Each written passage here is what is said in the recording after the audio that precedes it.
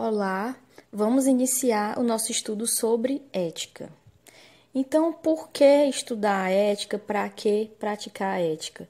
Nesse momento eu vou me servir do autor Alonso, autor do livro Curso da Ética em Administração, do ano de 2008, para responder a vocês. Praticar a ética é o único meio de alcançar a felicidade. Essa é a felicidade da ética. Ela nos oferece o caminho para alcançar uma vida moralmente boa e, através dela, a felicidade. Ser feliz é o resultado do hábito do bem agir. Então, gente, quem não quer ser feliz? Acho que todo mundo tem esse desejo. Sendo assim, precisamos entender que nesse campo é muito importante a gente manter, construir uma integridade nas relações e entender que as nossas ações, das mais simples às mais complexas, pressupõem escolhas que são feitas a partir do valor que elas têm para nós. E isso tem uma forte relação com a ética. O ser humano é capaz de fazer várias tarefas, trabalhar, jogar futebol, falar, escrever, cozinhar, dirigir, mas antes de fazer bem o que ele faz, ele precisa viver bem a sua própria vida. Isso é básico, isso vem antes, é a base de tudo, né? O bem-estar. Então não vai adiantar jogar bem futebol e ser infeliz, não vai adiantar construir uma casa dos seus sonhos e não conseguir usufruir de tudo que essa casa pode te proporcionar, porque o seu estado emocional não está bem, está abalado. Enfim, todas as conquistas, todas as ações, elas podem nos dar prazer, mas a partir do momento que nós não estamos bem, estamos infelizes, não vamos conseguir tirar da vida, das situações, o melhor possível. O ser humano que luta, ou aquele mais acomodado, todos, sem exceção, desejam ser felizes. E eles devem aperfeiçoar continuamente a arte de viver em ética para poder conseguir alcançar essa felicidade. Então, até aqui, já deu para compreender que ética tem tudo a ver com a nossa conduta. Nossa conduta como pessoa, nossa conduta como profissional também. O estudo da ética vem desde a antiguidade a partir de debates filosóficos com grandes filósofos da época. Tanto Platão quanto Aristóteles atribuem a Sócrates as primeiras reflexões sobre ética no Ocidente, mesmo o campo das ações éticas tendo sido definido por Aristóteles. Vamos abrir um parêntese agora para poder estudar um pouco mais sobre quem foram esses três grandes personagens da nossa história.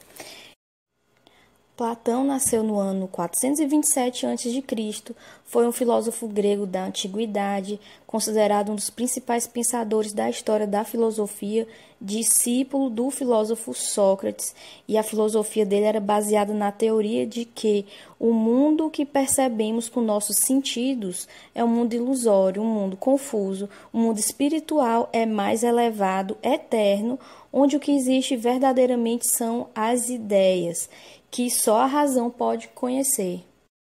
Ele foi um aristocrata, tinha uma família bem abastada, recebeu uma educação especial, com leitura, escrita, música, pintura, poesia, ginástica, era atleta, participou de Jogos Olímpicos como lutador, e os objetivos de vida dele eram se dedicar à vida pública e fazer uma carreira política brilhante. Platão conheceu Sócrates, se tornou discípulo dele e eles discutiam sobre os problemas do conhecimento do mundo e das virtudes humanas. O Sócrates foi condenado à morte sob a acusação de perverter a juventude. Então, nesse momento, a amizade ficou abalada, porque inclusive quase custou a vida de Platão. Nesse momento, ele se desiludiu da política e resolveu voltar-se inteiramente para a filosofia.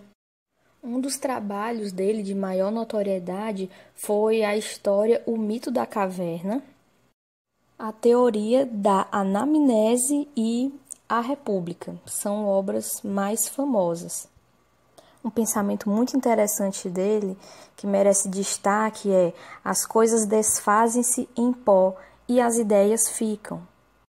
Percebam o nível de consciência que ele tinha já naquela época a respeito da finitude do ser humano, do nosso corpo, quanto a nossa vida é frágil, mas a certeza das ideias, né, dos pensamentos, dos projetos, disso sim ser algo que evolui e isso transpõe, né, toda a barreira de tempo.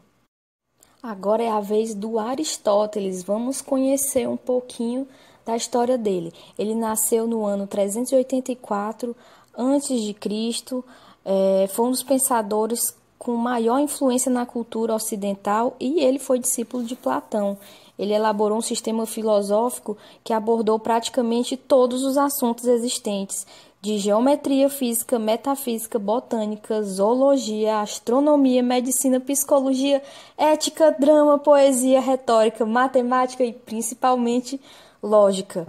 Ufa! Ele era filho do médico do rei Amintas III, recebeu a formação em ciências naturais e ele foi estudar na academia que o Platão abriu e ele era o aluno preferido do Platão, mais exemplar. Inclusive, Platão falava sobre ele: minha academia se compõe de duas partes, o corpo dos alunos e o cérebro de Aristóteles. Olha a moral. Mas nem tudo que o mestre ensinava ele concordava, não. A teoria dele, de maneira geral, é uma refutação à teoria de Platão. Enquanto Platão era a favor da existência do mundo das ideias e do mundo sensível, Aristóteles defendia que poderíamos captar o conhecimento no próprio mundo em que vivemos.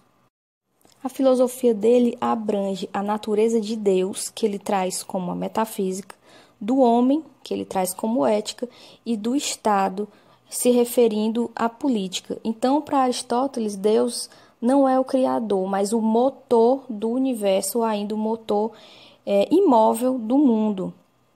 Ele fala que a felicidade é o único objetivo do homem, que para ser feliz é preciso fazer o bem às outras pessoas, a outrem. Então, o homem é um ser social e, mais precisamente, um ser político.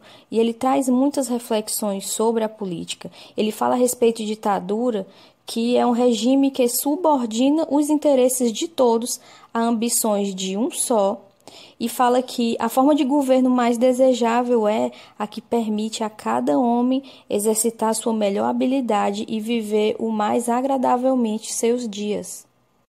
E agora chegou a vez do grande fundador da filosofia ocidental, que é o Sócrates. Ele nasceu em Atenas no ano de 470 a.C.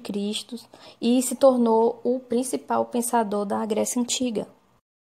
O método de transmissão de conhecimento dele para os cidadãos gregos se dava da seguinte forma: ele fazia diversas perguntas para as pessoas, seguidas umas das outras, ajudando as pessoas a encontrarem por elas mesmas, respondendo a cada pergunta, as respostas para suas próprias dúvidas. Então, a sua principal área de estudo e reflexão foi a epistemologia, que é a teoria do conhecimento, e a abordagem foi a do método dialético, que já remete a diálogo.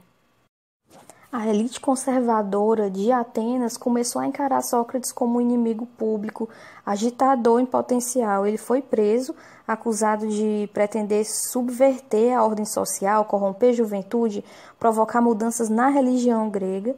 E então ele ficou numa cela e foi condenado a cometer suicídio tomando um veneno. Infelizmente, ele não deixou os seus pensamentos por escrito.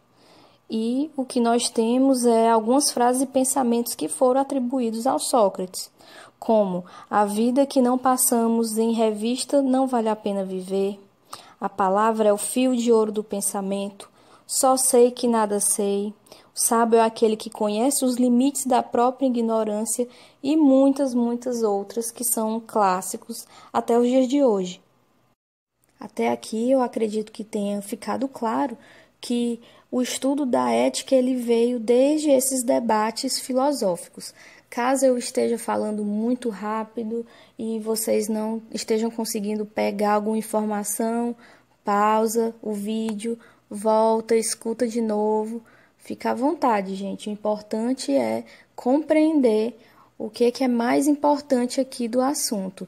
Todos os detalhes só revendo que vai conseguindo pegar mesmo, porque numa sentada você não tem condições de aprender um assunto inteiro, nenhum assunto, né? Nenhuma pessoa consegue, estudando uma vez só, compreender tudo, todos os detalhes.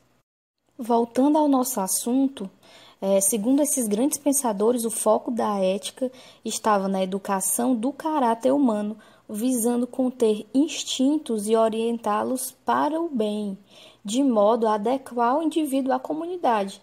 Então, a ética concilia a personalidade do sujeito, fazendo com que se torne uma pessoa virtuosa, com valores do grupo social, né? Então, aquelas pessoas que eram consideradas menos virtuosas por meio da ética, elas vão se enquadrando nesse perfil que a sociedade necessita. O autor Maximiano, ele diz que a ética é a disciplina, o campo do conhecimento que trata da avaliação do comportamento de pessoas e organizações, que lida com o que pode ser diferente do que é aprovação, reprovação do comportamento observado em relação ao comportamento ideal. O comportamento ideal é definido por meio de um código de conduta ou código de ética. Segundo a definição de Vasquez, a ética é a teoria ou a ciência do comportamento moral dos homens em sociedade. Portanto, a ética está voltada para a atuação do homem tal como é ou deveria ser. Vocês estão notando que a moral e a ética, elas andam de braço dado? Podem estar surgindo algumas dúvidas em relação a isso. A moral, enquanto norma de conduta, se refere a situações particulares e cotidianas, certo? A ética, destituída do papel normatizador, ao menos no que diz respeito aos atos isolados, torna-se uma examinadora da moral. Então, o exame que consiste em reflexão, investigação, teorização, a gente pode dizer que a moral normatiza e direciona a prática das pessoas, e a ética ela teoriza sobre as condutas, estudando as concepções que dão suporte à moral. Simplificando, gente, vejam a moral como objeto e a ética como ciência. Chegamos ao final desse vídeo, espero que esse conteúdo tenha sido útil para vocês. Assistam aos próximos vídeos.